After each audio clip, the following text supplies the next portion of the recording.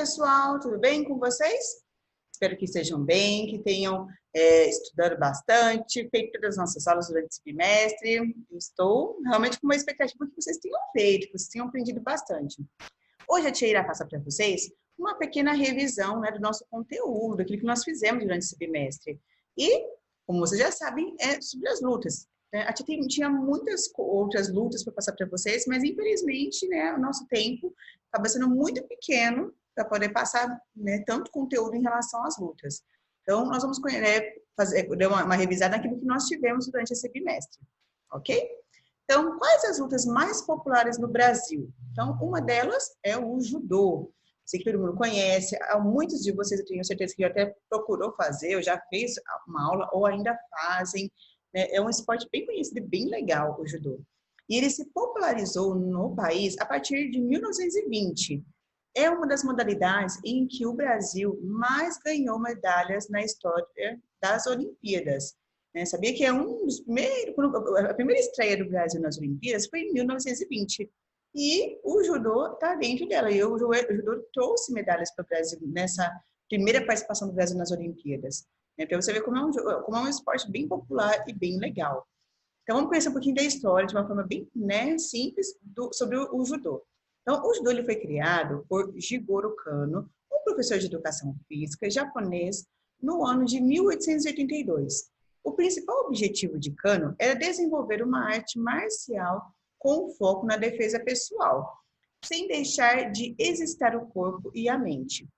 Jigoro Kano desenvolveu, então, regras claras e métodos para que fosse mais fácil ensinar a nova modalidade de luta.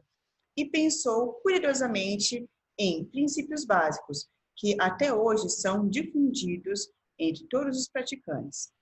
Entre esses princípios, podemos citar o de menor esforço, isto é, utiliza-se sempre uma força no próprio oponente contra ele. Por esse motivo, o judô é considerado uma das lutas mais completas e que celebra, além da força do corpo, o controle da mente e uma experiência muito mais racional do que uma experiência, né, simplesmente física. Então, o atleta que faz judô, ele precisa controlar não apenas o aspecto da sua força, mas também da sua mente, né, para ele conseguir chegar até o final da luta. Então, exige muito do atleta, tecnicamente e mentalmente também. Então, algumas informações técnicas, né, sobre as regras do judô. Aí. Muitos de vocês conhecem, mas se tiver alguma dica e quiser depois mandar para mim, eu vou agradecer também. A gente também não sabe tudo. Eu lembro que eu fiz a faculdade de judô, eu tive umas aulas, eu gostava muito de judô, achava até interessante, nunca tinha feito na minha vida. Ia com o meu kimono e tudo, e fiz algumas aulas, e foi muito legal, tive uma experiência muito legal. Então, eu lembro de alguns nomes que eu fiz e alguns golpes, então foi muito joia. Eu incentivo vocês a participarem. É um esporte que exige, como fala, regras, né? Exige como que o aluno, o atleta, ele tem algumas regras ali para entrar, para fazer, para praticar o esporte. Então eu acho bem interessante o judô. Então vamos lá. A luta, ela possui alguns princípios básicos que precisam ser conhecidos antes de começar a praticar. Então, os princípios são 3. O princípio de Seiryoku Zenyu não é para rir, porque não é tão simples falar japonês, né? Então, vamos lá. Ou da máxima eficiência, então você precisa ter a máxima eficiência no treino de judô, tá bom? É uma das técnicas. Princípio de Jita Kyoei, ou da prosperidade e dos benefícios mútuos, ou seja, sempre ser uma pessoa que colabora com o colega, né? Não é uma pessoa egoísta. Então, no judô é uma prática que faz parte da técnica. Princípio de Ju, chamado de princípios da suavidade. Não é só questão de golpe, mas é questão de suavidade. A gente acha que vai chegar lá dando golpe, não, você precisa ter o respeito pelo colega. Falo por experiência, porque quando eu tive, mesmo como era um esporte muito diferente para mim na época, né? Então, você tinha que ter um equilíbrio, a gente vai aprendendo. E na época, tinha que fazer balé de segunda a sexta-feira. Então, uma bailarina fazer judô era uma coisa meio, né, difícil, não era tão simples, vou ser bem sincera. Então, vamos lá. Os atletas que lutam judô são chamados de judocas, e que se dividem em 2 categorias distintas, o Kyu e Dan. Há 8 graus de Kyu e 10 graus de Dan. Aí você fala, nossa, mas o que é isso, tia? Eu não tô entendendo nada que você tá falando. Calma que a gente chega lá. Para conseguir superar cada uma dessas categorias, são realizados testes e avaliações. Então, o QIUs são representados pela cor da faixa utilizada pelo atleta, em ordem crescente, e as cores das faixas da categoria do QIU são branca, cinza. Então, na hora que você olha na aula de judô, você vê cada um com uma faixa, então é porque eles estão na primeira fase que é, né, do judô, e eles precisam ter fazer um teste para saber que nível que eles estão, né? Daquilo que eles sabem. E aí, primeiro o atleta começa com uma faixa branca, depois ele passa pela faixa cinza, depois o azul, amarelo, laranja, verde, roxo e marrom, né? E assim, depois tem a outra que é o Dan, que é um outro nível, tá? Isso tem a ver com a idade e a faixa etária também. A gente vai passar isso mais para frente. Então, todos os atletas participantes devem começar a luta com a faixa branca. A faixa cinza ela é entregue somente para os judocas com idades inferiores a 15 anos. E a azul é a segunda faixa para judocas maiores de 15 anos. Então, você está vendo que a cor não tem só a ver com aquilo que você sabe ou não, tem a ver com a idade também, tá bom?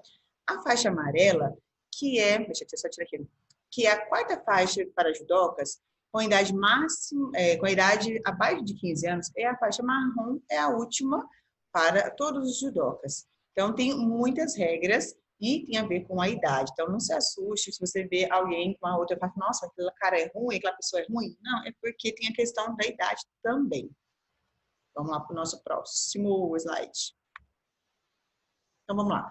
As graduações. Então, você vai estar olhando aqui, ó, as faixas, quais são as faixas que tem, tá? E, então, como eu disse, tem o dia que é o dia da prova, vamos dizer, do judoca lá. E ele vai ter que saber realizar determinados golpes para conseguir mudar de faixa, tá? Então, as graduações Dan também são representadas por cores, de forma crescente. E temos o quê? A preta temos a preta para primeiros e quintos Dan e a faixa vermelha com branco para o sexto a oitavo Dan.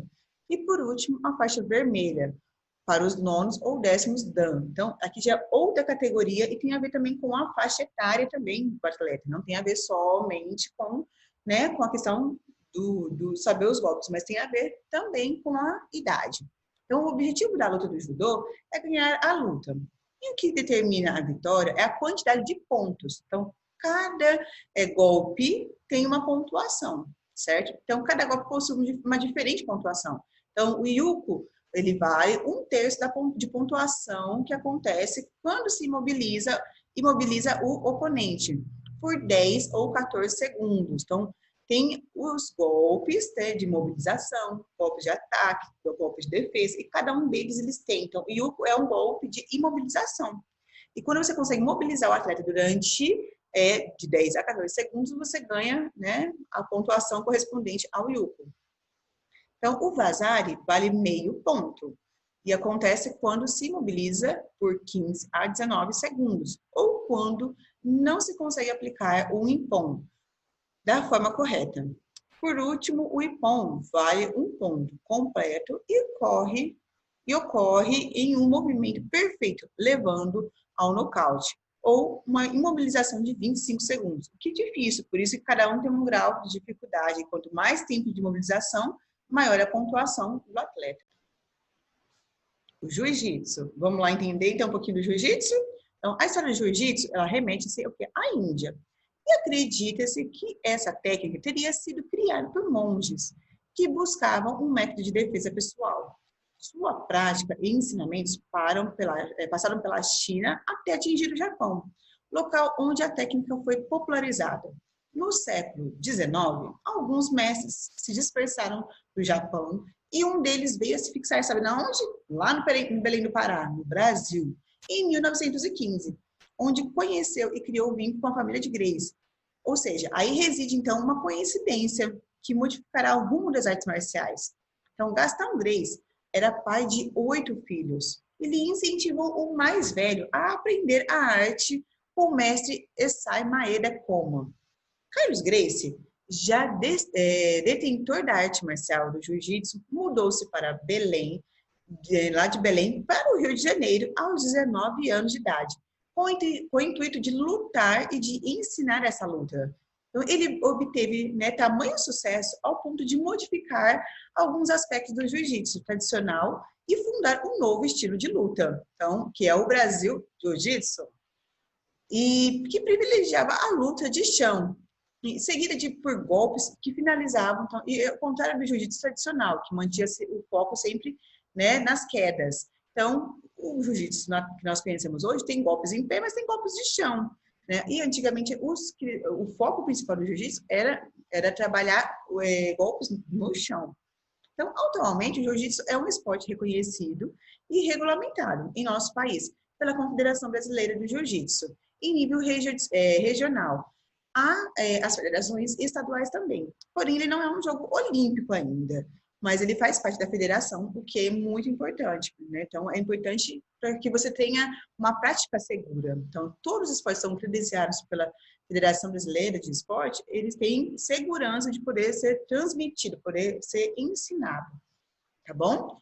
O jiu-jitsu, assim como o judô, ele também tem faixas, né? E aí a faixa também vai em relação às idades, então de 4 a 15 anos, faixa branca, e também depende do nível de desenvolvimento do atleta.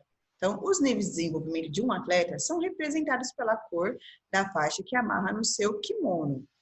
Para atletas adultos, as cores são branca, azul, roxa, marrom, preta, coral e vermelha, em ordem crescente de habilidades. Então, ele precisa ter habilidade para realizar determinados golpes, determinadas atividades, exercícios.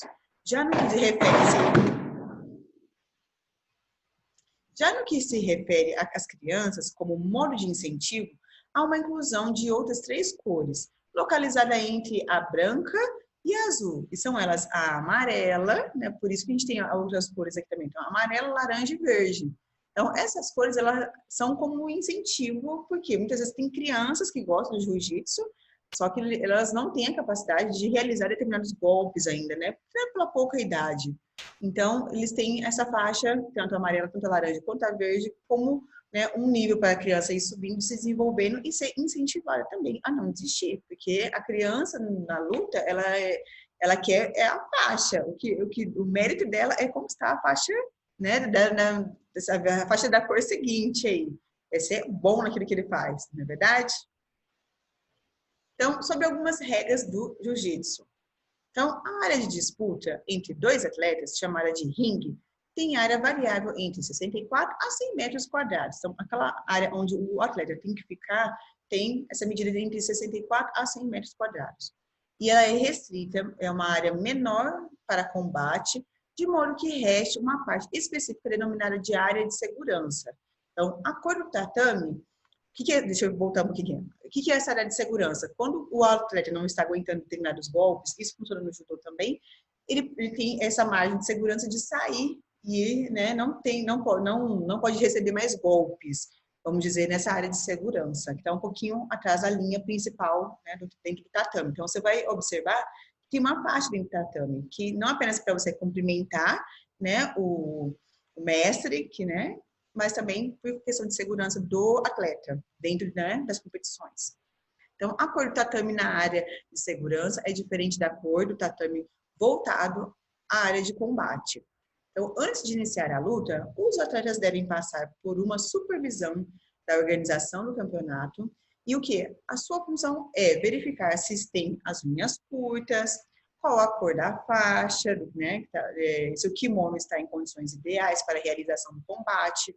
Então, porque assim, não sei se você lembra de um vídeo que eu te colocou aí, sobre a questão do kimono, algumas características, justamente porque eles têm algumas regras. Kimono, faixa, tem que estar sempre impecável, porém eles têm algumas regras de não poder nunca lavar a faixa. Então, se você não assistiu essa aula, depois você volta e assiste essa aula aí, que tem umas curiosidades muito legais sobre o kimono, sobre a faixa, tá bom? Usada no jiu-jitsu, mas também serve para outros esportes que usam kimono e faixa, tá certo? Outra curiosidade aí, dentro das regras, que é, vence uma luta, o atleta finalizar o outro, ou seja, ir até o final e ter determinados pontos. Então, no entanto, há casos do combate em que isso não ocorre. Nesse caso, são contabilizados os movimentos de cada atleta e é feito uma somatória dessa pontuação. E é considerado vencedor aquele que somar mais pontos durante, então, a luta. Por que ele coloca aqui que às vezes tem lutas que termina com uma pessoa machucada e aí tem que parar a luta. Então, como vai ver quem que ganhou? Quem tiver a maior pontuação. Então, como eu disse, cada golpe tem uma pontuação. Então, é dentro desses golpes que eles vão avaliar, tá bom? Então, algumas regras que estão aqui, então, cumprimentar ao entrar e sair do tatame, então, isso é uma regra, você precisa fazer isso. Manter silêncio durante a aula. Sentar-se corretamente com a perninha cruzada, isso também são regras. Respeite seus companheiros de treino. Ouça sem interromper o sensei, que no caso o mestre ou o professor. Ao entrar e sair do tatame, peça licença ao professor. Depois, dê suporte aos menos graduados. Então, geralmente, quem tem alguma faixa anterior que a sua, você precisa ajudar, né, ser companheiro.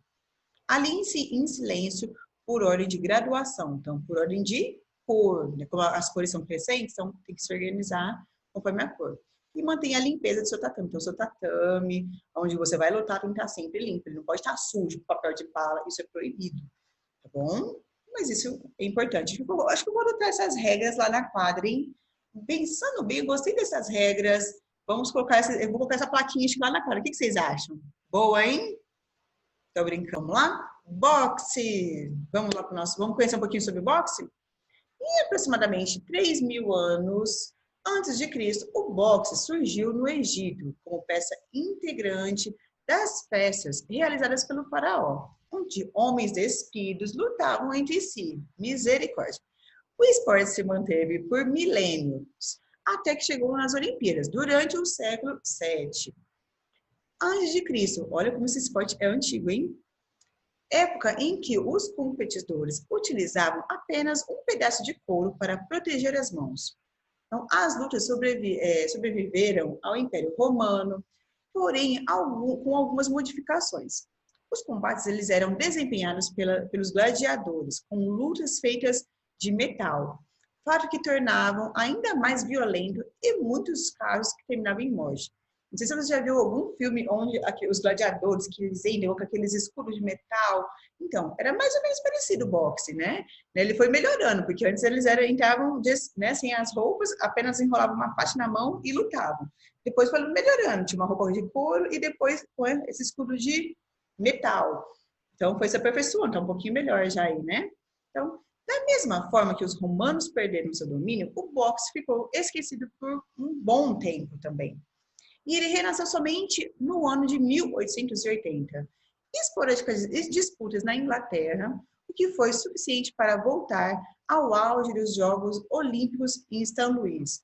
E 1904, contendo 7 categorias de peso. Então, e hoje o boxe é super mega conhecido até hoje, né? Super forte.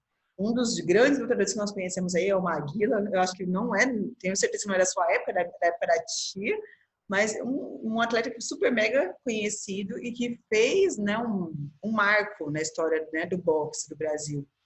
Então, quais são as categorias que tem dentro do boxe?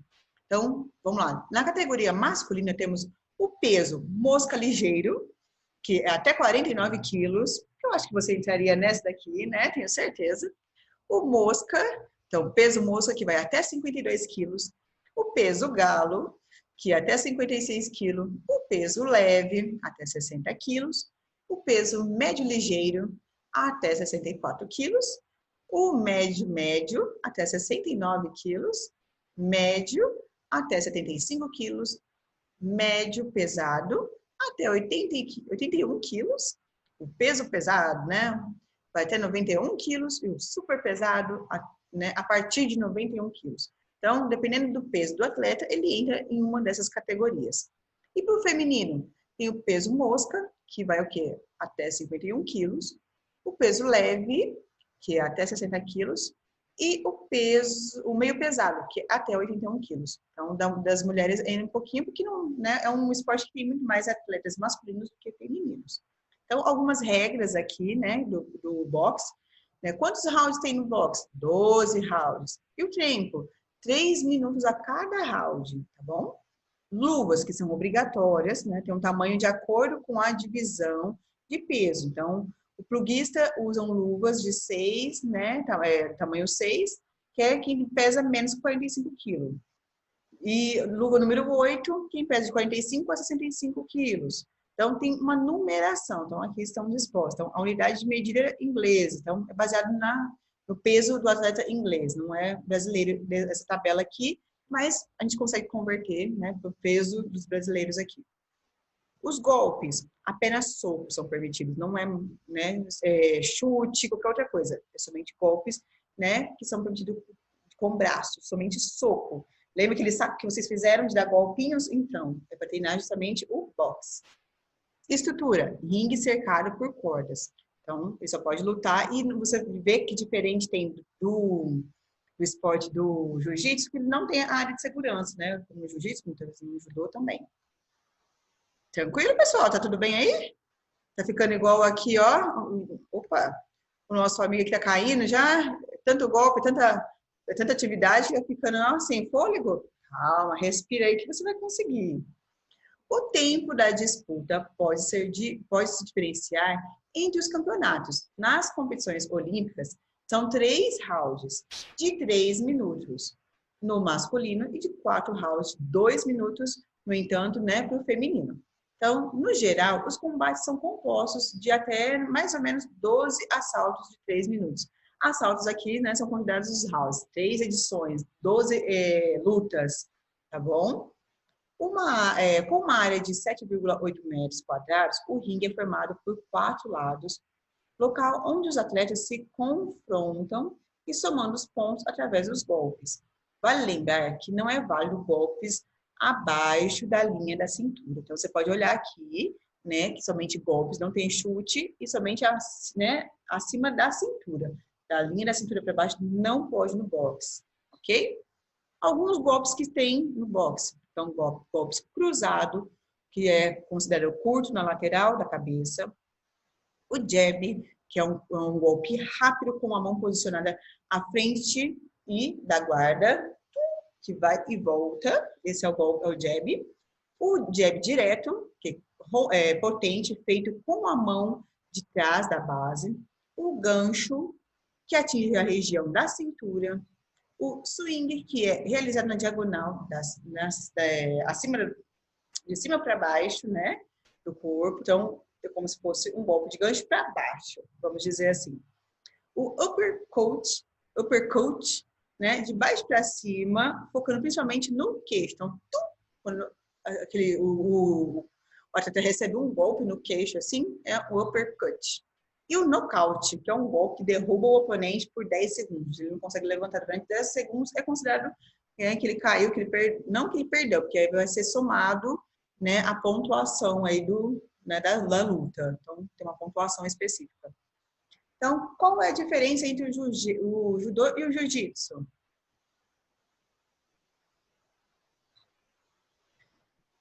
Então, vamos ver algumas diferenças. Vamos entender agora algumas lutas que fazem parte das Olimpíadas e as lutas que fazem parte, né, que não fazem parte das Olimpíadas. Então, vamos lá. O boxe, o karatê, a esgrima, judô, luta greco-romana, luta livre, taekwondo e MMA são esportes olímpicos. Então, eles participam das Olimpíadas. Porém, o único aqui dentro desse grupo é o jiu-jitsu, que não faz parte ainda das Olimpíadas, que eu acredito que logo, logo esteja. Então, esse é o grupo de lutas. Temos todas essas lutas, né? Quando a gente fala de luta, a gente estuda todo esse conteúdo aqui, o boxe, o karatê, a esgrima, está dentro bem desse conteúdo aí, que legal né? Que você vai aprender com o objetivo de ataque, mas também de defesa. O conteúdo não é tão difícil quanto parece, né? É gostoso, a luta é um tempo de descontração que você, né, pode relaxar também, descontrair. E eu espero que você, né, relaxe, entenda, compreenda aqui essa pequena revisão, não foi tão pequena assim, mas que você estude bastante, que você possa compreender que a luta foi criada como objetivo de defesa pessoal, principalmente, e não como uma forma de agressão. Então, o objetivo de aprender luta nos dias de hoje não é para brigar, mas sim para se defender. E a gente tem como um esporte que é olímpico e que nos agrega, né, um conteúdo físico, mental. Então, é um esporte que você vai lá pro ringue e você, né, esquece. Você esquece das coisas, né, de repente do cansaço, você esquece das provas que tem que fazer. Né? Então, se você não se identificou com o esporte ainda, tenta praticar um pouquinho, né, de uma dessas lutas aí. Quem sabe você gosta, se identifica e vira um grande atleta brasileiro aí que vai parar nas Olimpíadas. Pensou? Tá bom, pessoal? Então, por hoje é só. Fiquem com Deus, um grande abraço e até o nosso próximo bimestre. Um grande beijo, pessoal. Tchau, tchau.